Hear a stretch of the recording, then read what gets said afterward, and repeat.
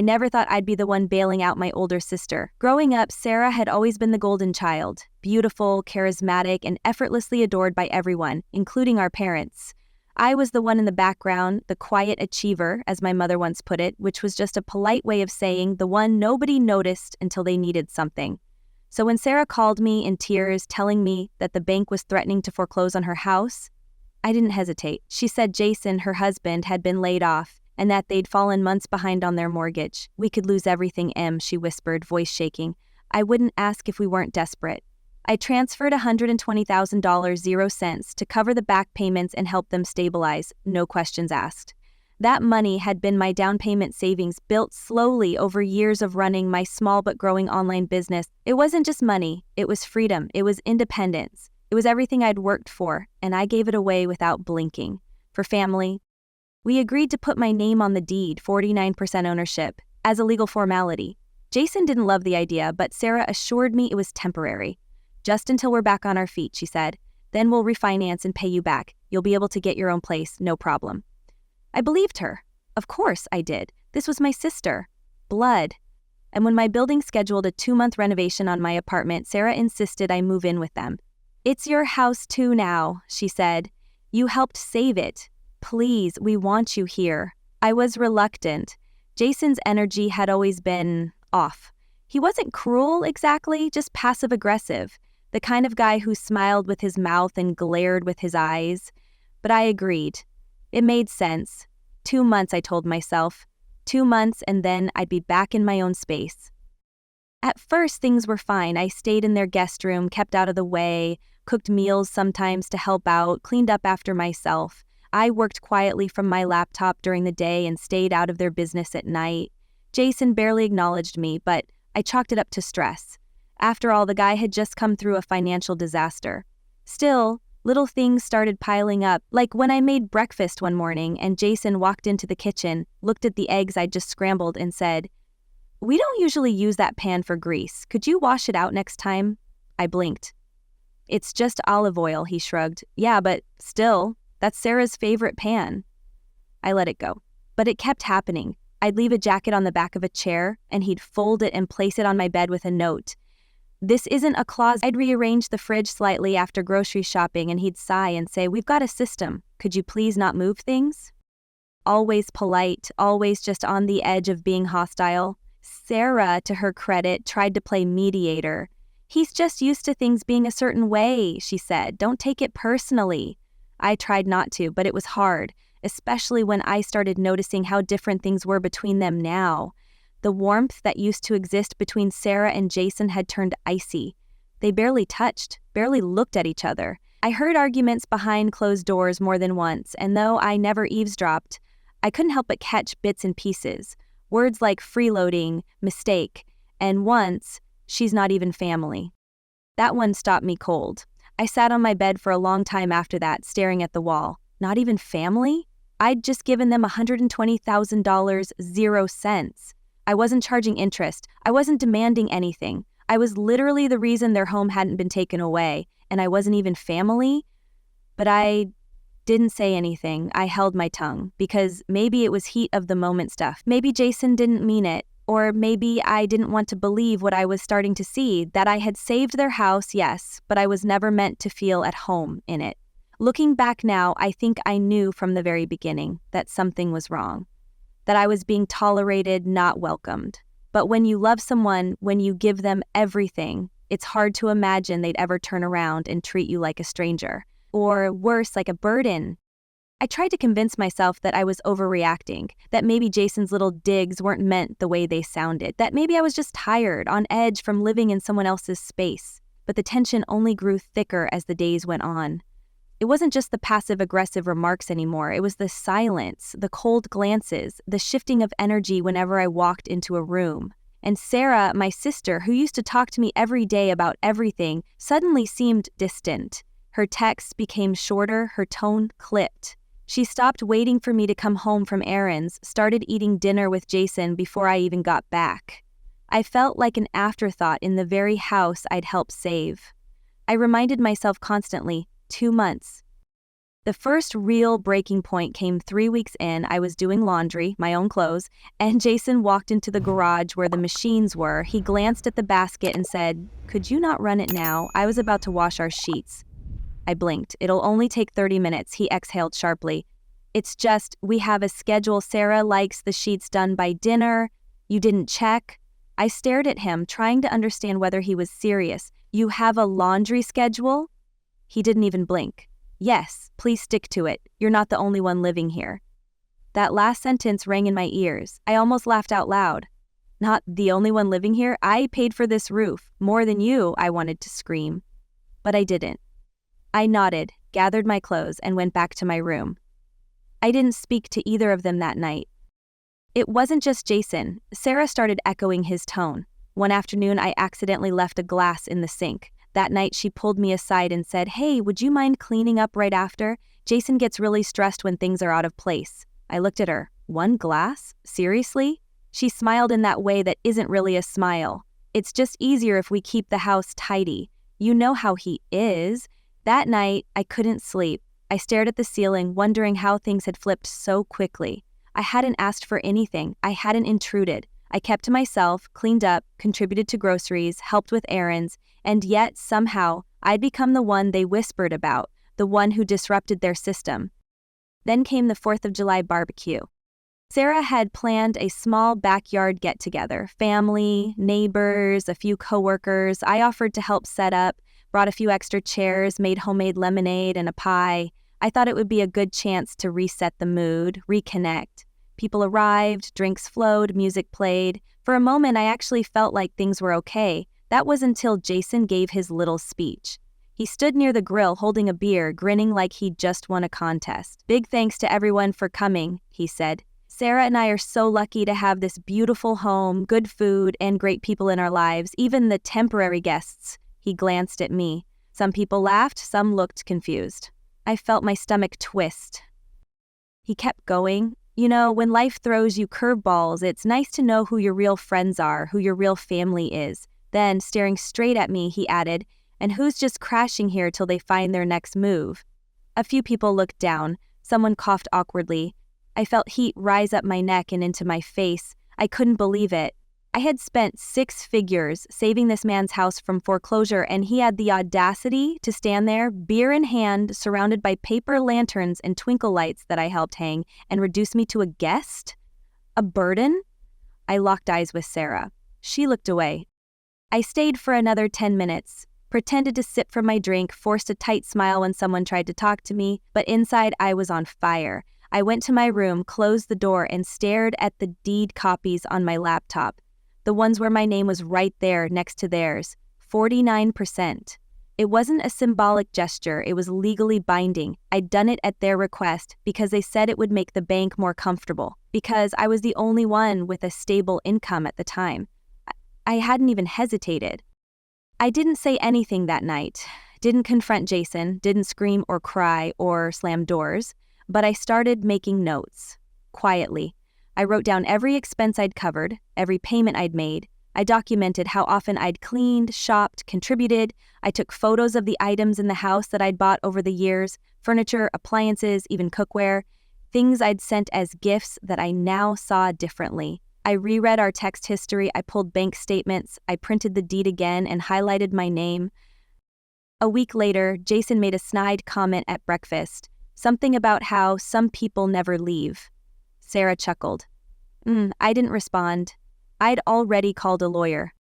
The next morning, I dropped off a certified envelope at the attorney's office. Inside was a request to initiate a property division process under co-ownership law. It was clean, formal, and completely within my rights. When Sarah came home that night and found me quietly packing up my closet, she asked, "Are you going somewhere?" I turned and looked her in the eye. "Yes, but not far. I'll still be a 49% owner of this house." She blinked, confused. "What?" I handed her a copy of the document. "I'm done being a guest in the home I paid for." That night, I booked a short-term rental across town, and I slept like a baby for the first time in weeks. 'Cause finally, I wasn't swallowing my pride anymore. I was about to take everything back. The day I moved into the rental was quiet, uneventful even. I packed lightly, just clothes, toiletries, my work laptop. I didn't take a single thing that had even the faintest connection to that house. Not the mug Sarah gave me on my birthday 3 years ago, not the quilt our mother had passed down, nothing. I wanted everything I brought with me to be mine and only mine. It wasn't just a physical relocation, it was a mental reset. I didn't cry when I left, I didn't second-guess myself. If anything, I felt a strange calm that I hadn't felt in weeks, maybe months.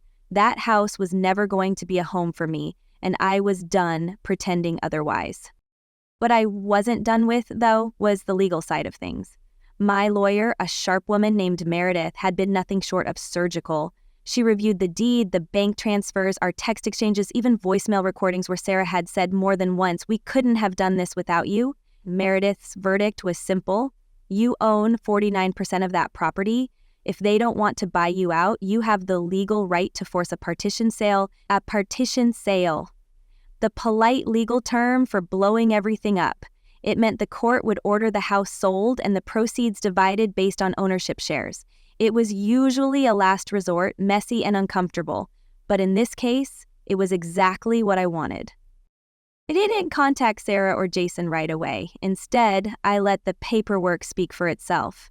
2 days after I filed, they received a formal letter from Meredith's office outlining my ownership claim and the petition for partition. I imagined the scene in my head, Jason reading the letter, face turning red, veins in his neck pulsing.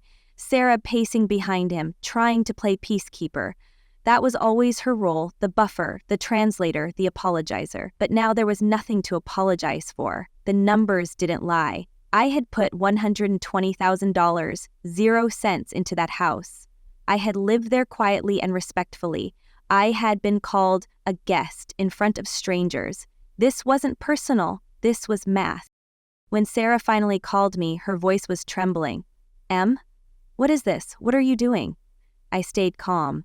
"I'm exercising my legal rights as a co-owner. I'm not welcome there, remember? Jason made that clear." She sighed. "Look, I know he was out of line, but can't we talk about this like family?" I almost laughed. "You mean, like family who belittles you in front of guests? Who treats your contribution like an inconvenience?" She was quiet for a moment. "It's just, this is going to ruin everything. We'll have to sell the house." "That's your choice," I replied. "You can buy out my share. I'm open to negotiation." Her voice turned small. "We don't have that kind of money." "Then you'll have to find it," I said, "or the court will force the sale." The call ended with her in tears and me with a feeling I hadn't had in years. Control. Jason, of course, took a different approach. 2 hours after the call with Sarah, I got a text. No greeting, no punctuation, just, "You want war? You got it." I stared at the screen and rolled my eyes. This wasn't war. This was cleanup. Over the next few days, things escalated. Jason started calling mutual relatives, spinning a story about how I was trying to steal their home out from under them. He told my Aunt Linda that I had moved in uninvited, refused to leave, and was now blackmailing them. He told our cousin Mark that I had lawyered up to bully a struggling couple. I didn't respond. Instead, I sent each relative the same email, brief and clear, with an attachment, a PDF of the deed, and a summary of the financials. The silence that followed spoke volumes. Most of them never replied. A few sent quiet "thanks for clarifying" messages. One even wrote, "You've been too generous for too long, about time." That one made me smile. Still, Jason wasn't done. A week later, I received an official notice from the county, a complaint filed by Jason and Sarah claiming that I had abandoned interest in the property and had no legal right to pursue a sale. Meredith handled it with a single email to the court, attaching the bank wire receipts and the notarized deed. The complaint was dismissed in under 72 hours. I imagined Jason fuming behind his keyboard, fists clenched. He was so used to controlling the narrative, to being the one who made others feel small, but this time, he wasn't dealing with someone who would fold. He was dealing with someone who had receipts. At this point, I knew it was only a matter of time before the pressure cracked them, and then it happened. Meredith received an offer. Sarah and Jason would agree to buy out my share, but not at market value, at 60% of what I'd invested. A slap in the face disguised as a negotiation. I told her to reject it. 2 days later, we received another offer, 70%. I didn't even respond. Then came the voicemail. Sarah, her voice shaking, said, "Please, Jason's losing it. He's yelling at the kids. I don't want to lose everything. Can't we settle?" And just like that, I realized something important. This wasn't just about revenge anymore. It wasn't even about the money. It was about principle, about self-respect, about teaching people that you can't stomp all over someone who helped you, call them a guest in a house they saved, and then expect silence. So I made a counteroffer. 100% of my share at market value. Nothing more, nothing less. They refused, and so the court date was set. The judge would determine whether the property should be sold. Until then, I waited. Calm, ready, and very, very clear on one thing: I was not the guest. I was the investor, the partner, the woman who gave more than she should have, and was finally done being stepped on. That was the next time I saw Jason would be across a courtroom, and this time I'd be the one holding the microphone. Court was set for the following month, but I didn't wait that long to act. I wasn't just going to sit around and let the legal process slowly grind through its course while Jason and Sarah continued to live comfortably in a house I had nearly financed by myself.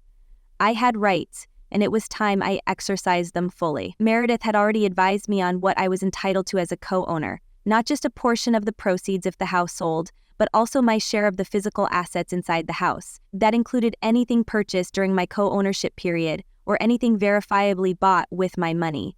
And it turned out, quite a lot of what filled their oh-so-perfect suburban home had my fingerprints all over it. The kitchen appliances? I'd gifted Sarah a new double-door refrigerator during their first year of marriage, back when I still believed she'd married someone decent. The living room furniture? A housewarming gift I'd purchased after helping them move in. Even the washer and dryer had been bought with my card, after Sarah begged me to help her out because they couldn't afford the good models. I had receipts for every single item, some stored in my email, others saved in a personal finance folder on my desktop, meticulously labeled, dated, traceable. Meredith looked through it all and nodded with that little smile I had come to admire. We can build a full inventory list. If they don't want to pay for their half, they can watch it go out the door. So I hired a bonded moving crew, a real one, professional, polite, and thorough. They showed up at 9:00 a.m. on a Saturday, just when I knew Jason would be home, nursing his hangover, and Sarah would still be in her robe, pretending everything was fine. I'd given the crew the full list in advance. I showed them photos of what belonged to me, or rather what I was entitled to reclaim. I showed them the court filings, the notarized documents, and the legal opinion from my attorney confirming my rights. The lead mover, a no-nonsense woman named Trina, nodded and said, "Don't worry, we've done this before." And with that, the operation began. When Jason opened the door and saw a team of 4 people with dollies and crates standing on his porch, he froze. "What the hell is this?" he barked. I stepped forward calmly. "This is me reclaiming what's mine, everything I've paid for, every asset I own. You said I was just a guest, remember? Guests don't leave half their belongings behind." He turned bright red. "You can't do this." "Actually," I said, handing him a copy of the legal approval, "I can. And I am." He snatched the paper from my hand, scanned it, and then looked up at Trina. "Don't you touch a single thing." She crossed her arms. "Sir, if you interfere, we'll be forced to call the sheriff. You're welcome to file a dispute with your attorney. But we have a lawful work order." Sarah appeared behind him, eyes wide, lips parted in shock. "Emily, please, can we talk about this?" I shook my head. "No, Sarah, we passed the talk about this stage weeks ago. You chose silence when he humiliated me. You chose to laugh when he insulted me. Now I'm choosing boundaries." The mover started with the kitchen, carefully unhooking the fridge, wrapping the blender and toaster oven, unplugging the fancy espresso machine I'd bought them for Christmas. From there, they moved to the laundry room, disassembling the washer and dryer with professional ease. Jason followed them like a guard dog, muttering under his breath, threatening to sue, cursing under his breath. Nobody paid him any mind. The neighbors, of course, noticed. People always do when there's a scene. A few came out onto their lawns, holding coffee mugs, pretending not to stare. I heard one woman whisper, "Is that Emily? What's going on?" I didn't answer. I didn't owe explanations to anyone. Let them watch. Let them wonder. Maybe someone would even film it. Maybe Jason would finally know what it felt like to be publicly stripped of his pride. Inside the house, the tension was so thick it could have snapped. Sarah tried again. "Emily, you don't have to do this. Let's just sit down, just the two of us. Please." Her eyes were pleading, watery, but I'd seen that look before. I'd seen it when she needed money. I'd seen it when she wanted me to lie to our parents about her skipping class. I'd seen it every time she needed me to clean up her mess. It had always worked. Until now. "You had your chance," I said, not unkindly. "This is just me finishing what I started." I walked past her and entered the living room, where the movers were wrapping the couch cushions. That couch had been mine. I'd given it to them when I upgraded, a temporary solution that somehow became permanent, like everything I ever gave Sarah. It took the movers nearly 4 hours to finish. By the end of it, Jason looked like he'd been through a war, sweat beading on his forehead, lips tight, hands clenched into fists. "This isn't over," he spat. I smiled. "Oh, I know. The actual courtroom part is still ahead." He slammed the door behind me as I walked out. The storage unit I rented was immaculate. Everything was labeled, arranged, secure. It was strangely cathartic to see the things I had once gifted now back in my possession. Not because I wanted to use them again, but because I needed them no longer be symbols of my exploitation. Reclaiming them was a statement. I am done being taken for granted. That night, I went back to my rental and opened a bottle of wine. Not to celebrate, there was nothing joyful about the situation, but to mark the moment, to say to myself, "You did this. You stood up. You didn't fold." Over the next few days, Sarah texted me multiple times. Some were tearful, some angry. One simply read, "You've destroyed our lives." I didn't reply, because she was wrong. I hadn't destroyed anything. I'd merely stopped letting them live comfortably on the ruins of my generosity. I gave them a lifeline. They wrapped it around my neck. Now I was untying it. And soon, the final knot would come undone. In court. The following week, I received an urgent voicemail from my lawyer, Meredith. Jason and Sarah had responded to our petition with a last-minute counterclaim. They were accusing me of financial coercion and undue influence over the property, claiming I had taken advantage of Sarah's emotional distress to gain partial ownership of the house. Meredith wasn't even fazed. "It's a weak argument," she said calmly, flipping through their filing during our call. "It's obvious they're grasping, but still, it changes our strategy a little. They're trying to paint you as the villain, which means we'll need to go harder on documentation. Good thing you're already organized." I thanked her and hung up, feeling the cold familiarity of that accusation crawl down my spine. The idea that I, the one who had sacrificed, who had bent over backwards, was now being framed as manipulative. It made my blood boil. I was done being gaslit. The next morning, I woke up early and drove downtown to the assessor's office. Meredith had told me that if Jason hadn't paid property taxes during my co-ownership period, that could strengthen our position. I hadn't thought much of it at the time. Jason always acted like he had it under control. But my instincts told me to check. And sure enough, after 30 minutes of polite back and forth with a city clerk named Regina, I had in my hands the record I didn't know I was hoping for: 3 consecutive quarters of unpaid property tax. Jason had been ignoring the bills since shortly after my name was added to the deed. He had let the debt grow quietly in the background, probably assuming no one would look too closely. I smiled as I scanned the overdue notice. This wasn't just negligence, it was leverage. Meredith's face lit up when I showed her the documents. "This is excellent," she said. "We can now file for a lien-based claim on the house. It gives us even more power during negotiations, and if they want to fight this in court, the judge won't look kindly on the fact that they've been defaulting while accusing you of misconduct."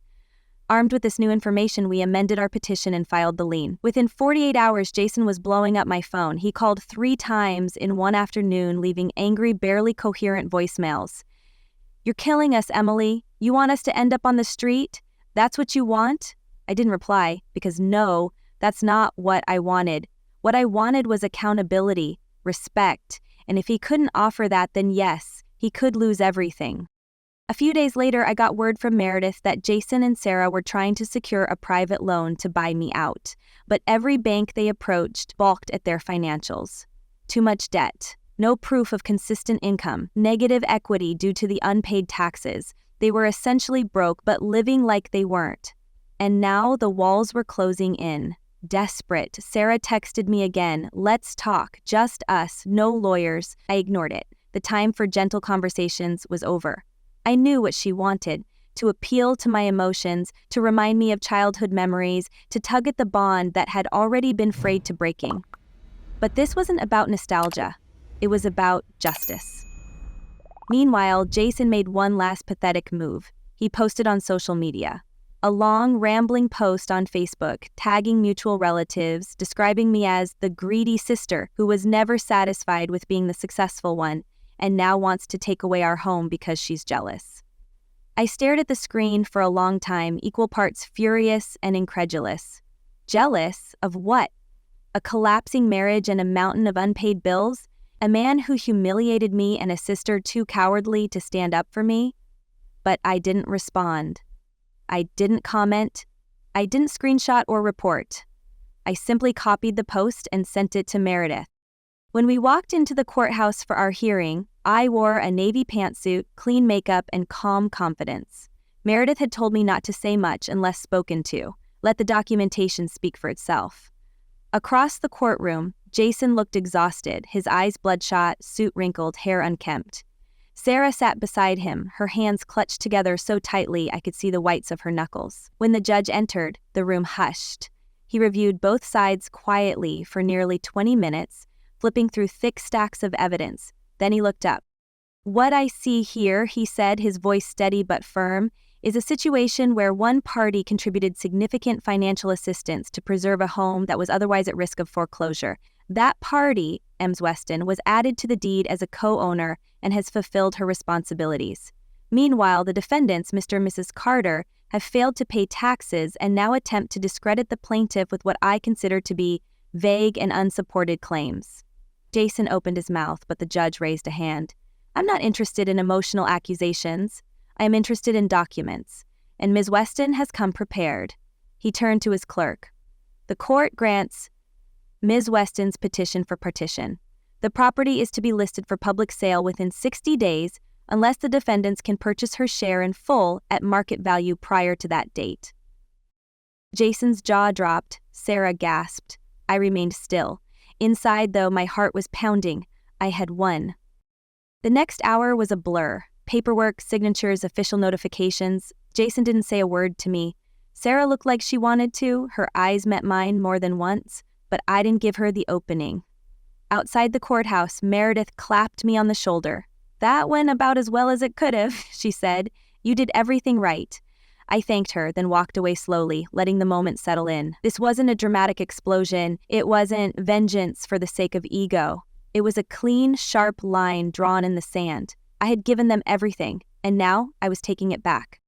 3 days later, Jason tried to stall. He asked for an extension. Meredith declined on my behalf. Then, in one final, ironic twist, their real estate agent called and informed me they were willing to accept a private buyout if I still wanted the house. I almost laughed. The idea that I'd still want to live in that house after everything they'd done was absurd. I didn't want their walls or their windows or the floor where I'd been told I was a guest. I didn't want to own it out of sentiment, but I did want one thing, to finish what I'd started. So I made an offer, not for the house, but for Jason's remaining share. Enough to trigger the sale, push them out legally, and claim full control. The agent said Jason hesitated, but in the end he signed. He had no other choice, he needed the money. And when it was finalized, I became the sole owner of the house I had once crashed in. I never moved back in. I never even set foot inside again. But I did one final thing before I listed it for sale. I changed the name on the mailbox from the Carters to simply Weston, just long enough for them to see it on the day they moved out. Then I sold it to a young couple who, I'm told, are expecting their first child. New beginnings for them. And for me, closure, clean, final, deserved. The days after I finalized the buyout of Jason's share passed with strange quiet. No threats, no phone calls, no Facebook tirades. It was as if the silence itself was an admission of defeat. I didn't expect an apology. People like Jason didn't apologize. They sulked, blamed the world, rewrote the story in their favor. But I also didn't expect what came next. I got a call from Sarah. It was just past noon on a Thursday. I almost didn't pick up, but curiosity got the better of me. "Emily," she said, her voice unusually calm. "We're moving out tomorrow." I didn't respond right away. I was sitting at my kitchen table, sipping coffee and staring at the very document that made it official, my sole ownership of the house. "I thought you should hear it from me," she added. "We found a rental across town. Smaller, but we'll manage." Her voice cracked a little on the last word. I waited, let her sit in the discomfort. Then she said, "I never thought it would come to this." I almost laughed. "Really?" Because I did. The day he called me a guest in front of 20 people. She went quiet. "I didn't know what to say," she finally whispered. "You didn't say anything," I replied. "That was the problem." A pause, and then she asked, "Are you happy now?" I inhaled slowly and answered with more clarity than I'd ever felt. "I'm not happy that we ended up here.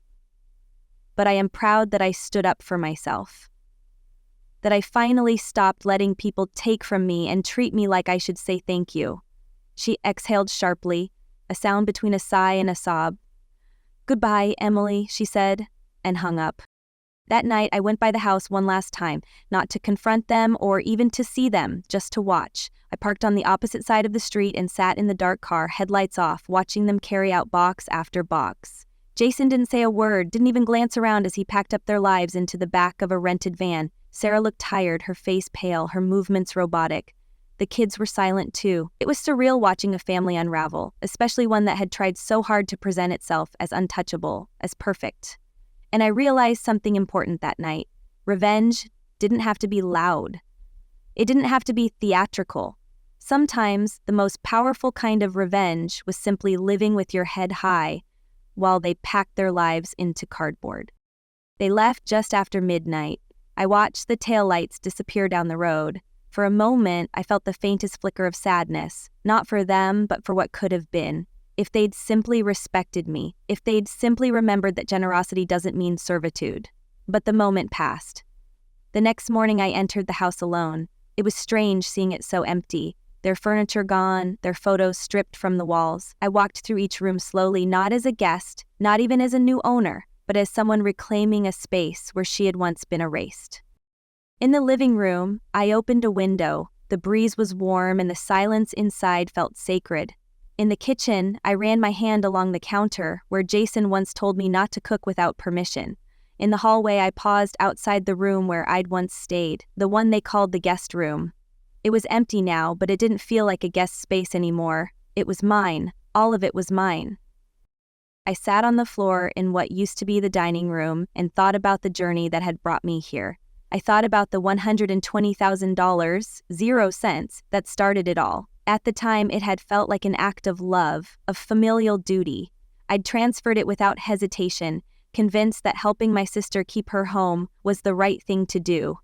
I never imagined that act would be the beginning of a storm. I thought about every moment that followed, the microaggressions, the public humiliation, the silence from Sarah, the manipulation, the accusations.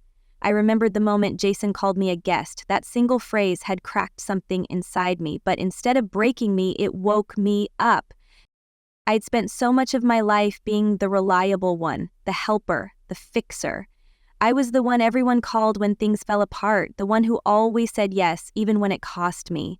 And they counted on that, they banked on it. They assumed that no matter how they treated me, I would keep giving. But not anymore. That part of me, the silent, self-sacrificing sister, was gone. Instead, I'd become someone else. Someone who kept records, someone who called lawyers, someone who moved out, took her things, filed liens, stood in court and said, "This is mine." Someone who didn't shrink when people called her selfish or dramatic. Someone who finally understood that setting boundaries doesn't make you cruel, it makes you strong. I stood up, took one last walk through the house, then closed the door behind me. I didn't lock it. I didn't need to. This house had served its purpose. It had taught me what I was made of, and now I was ready to let it go. I listed the property 2 weeks later. A young couple with a baby on the way bought it above asking price. When I handed them the keys, the wife smiled and said, "This house has such a calm energy. Did you live here long?" I smiled back and simply said, "Long enough." With the proceeds from the sale, I paid myself back every cent I had put into the home, and then some. I took part of the profit and put it toward a new business idea I'd been sketching for years, but never had the guts to pursue. The rest went into savings and, for the first time in a long time, a little indulgence. A trip to Italy, alone. No strings, no obligations, just me.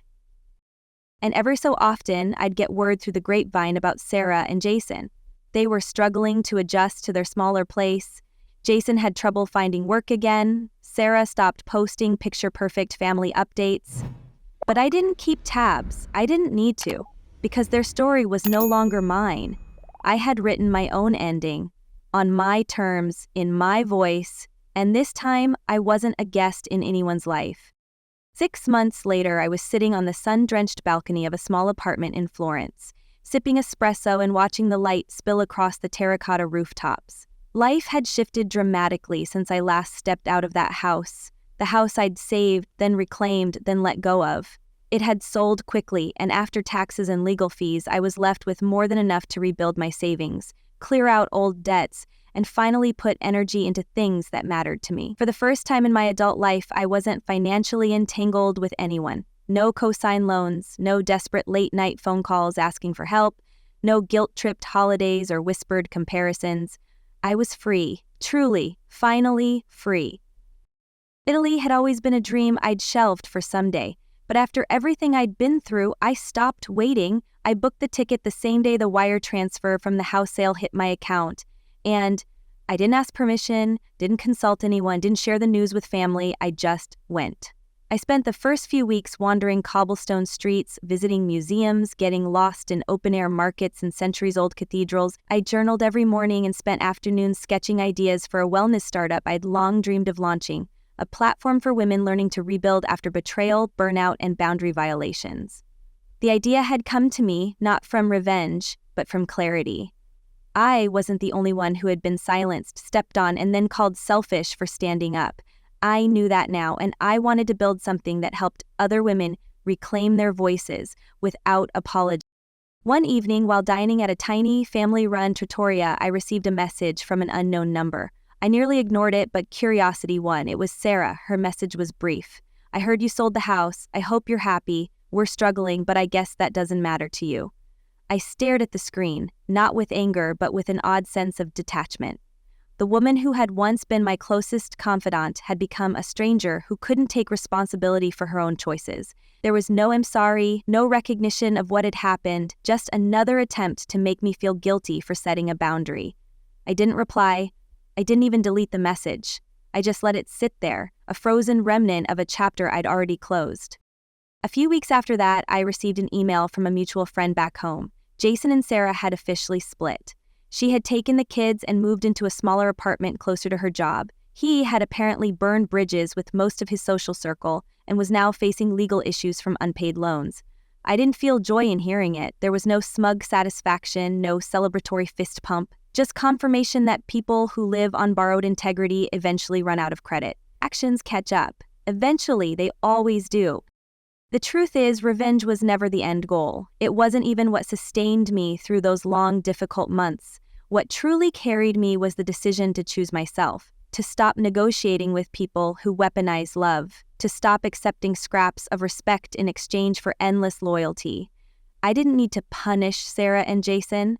Life would handle that part. All I needed to do was walk away and build something better in their absence.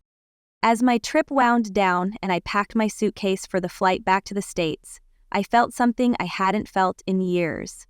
Peace. Not the performative kind that comes from pretending everything's fine, but the deep, anchoring kind that settles in your bones when you know, without doubt, that you did what was right for you, that you didn't let them define you, that you didn't let their smallness shrink your worth. When I got home, I opened the door to my new apartment, a place I'd chosen without compromise, decorated without anyone else's opinion, and filled with only things that brought me joy. On my entryway table sat a small wooden sign I'd found in a shop in Tuscany. It read, "Welcome home. No one could ever again call me a guest, not in my house, not in my life, and certainly not in my story." That was mine now, all of it, finally.